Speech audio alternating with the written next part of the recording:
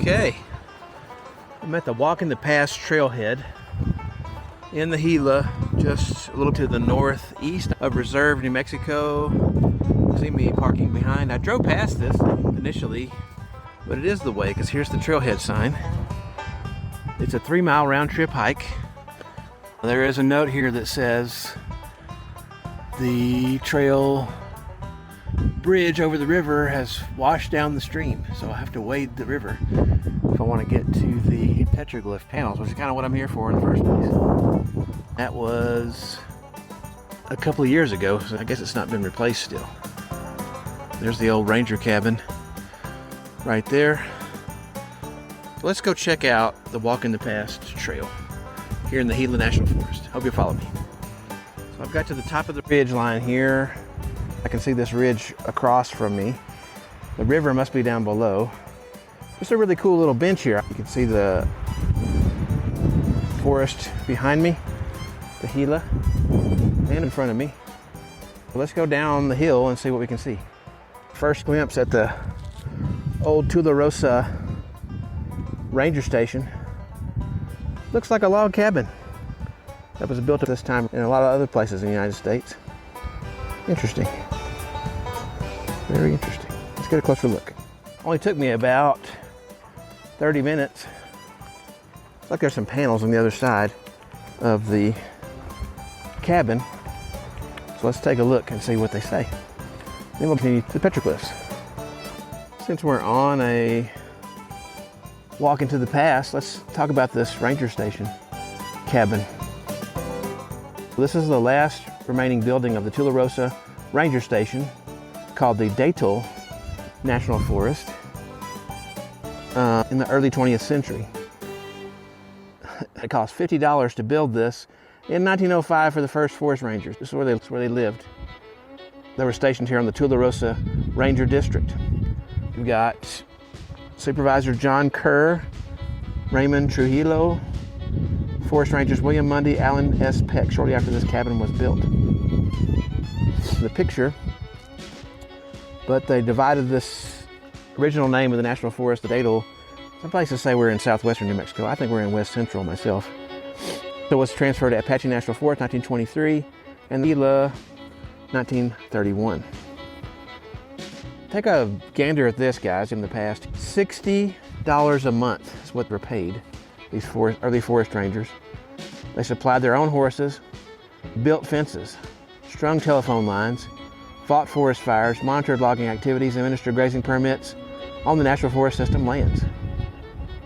Life in this remote area was a challenge.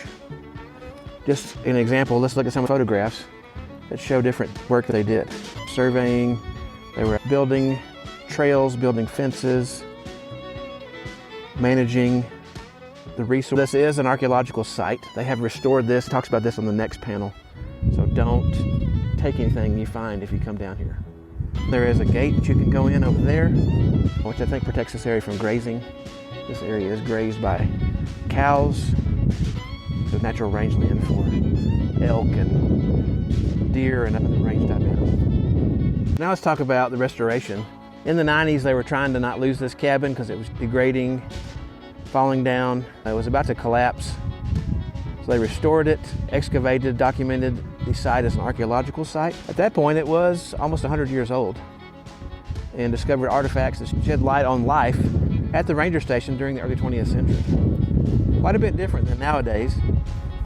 Using traditional materials and techniques, as shown in the photographs at the right, they were able to preserve it in traditional methods to get it back. Some things they found here in the picture: old bottles, Prince Albert, window glass, ceramic shards, wooden knife handle, horse tack, nails. Very cool. Remember, this is a historical site and it's protected by law. Do not take anything that you find. Leave it where you found it. So I'm standing inside the ranger cabin.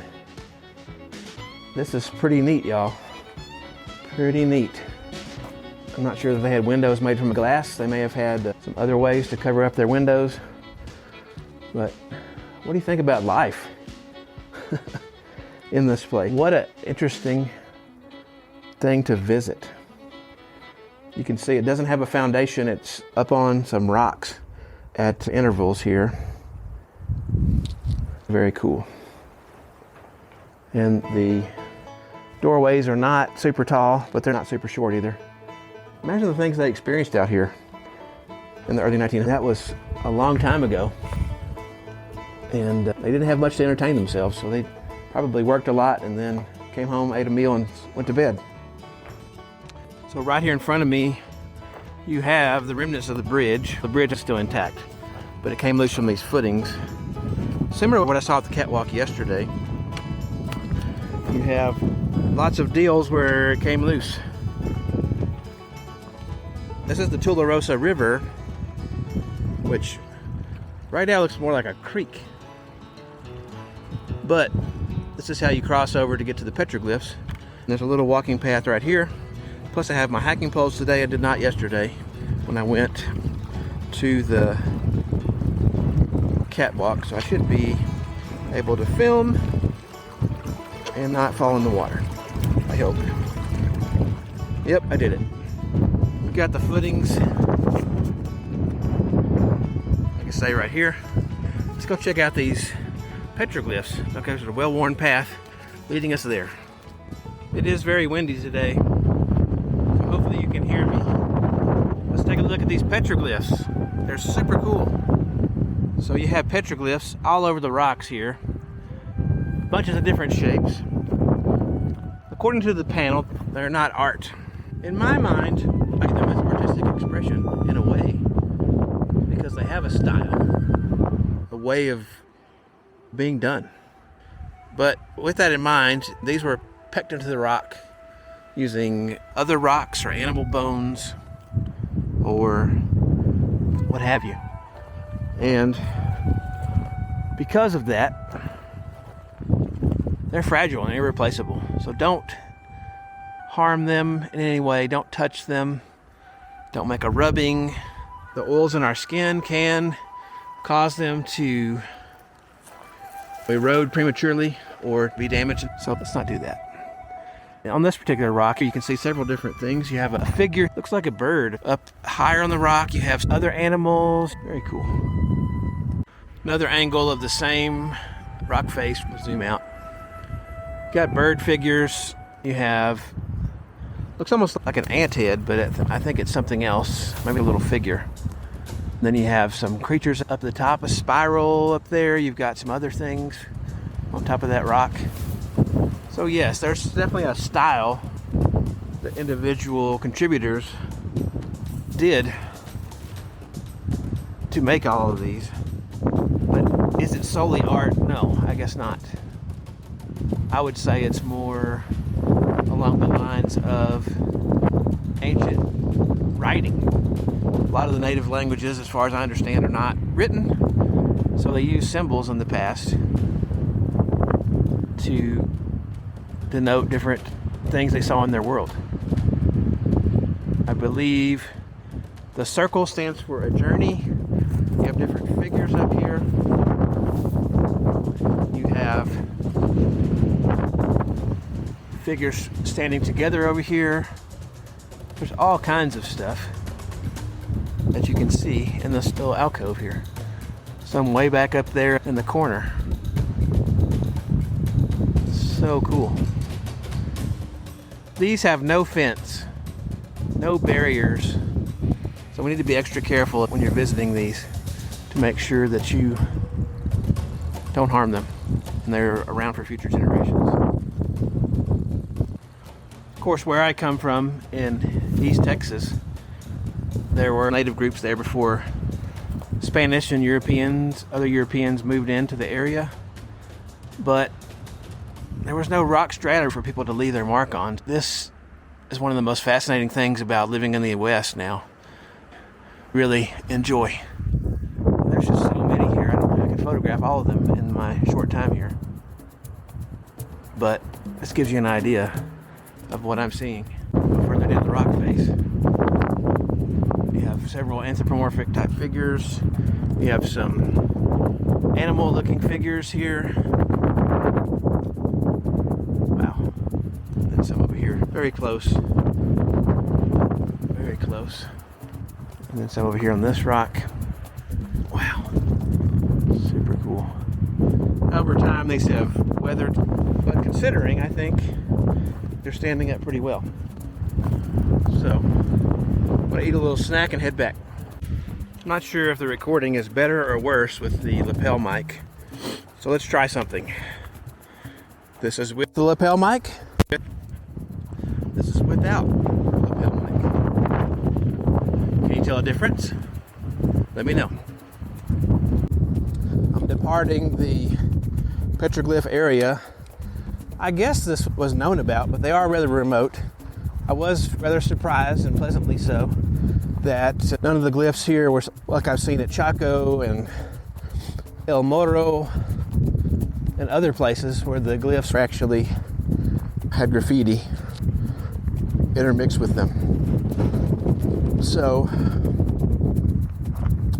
I'm glad that was not the case here.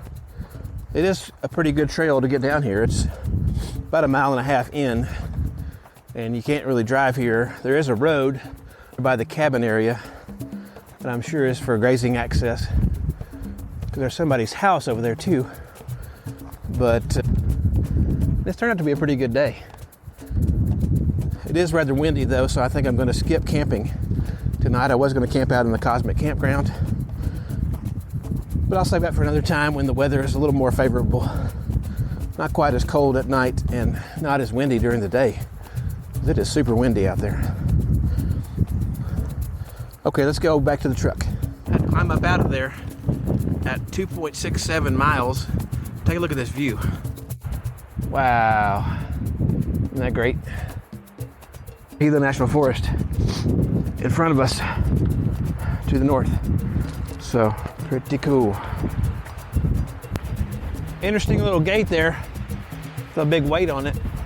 I guess they have livestock that comes through here. That was toward the beginning of the hike, so I know I'm getting back close to the vehicle.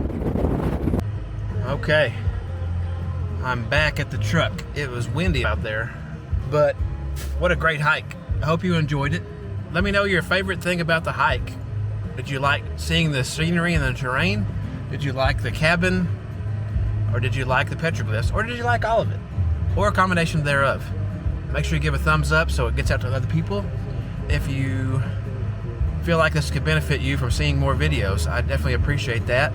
And share this with your friends. Till next time, bye-bye. Take a look at one of these videos over here. Okay, bye.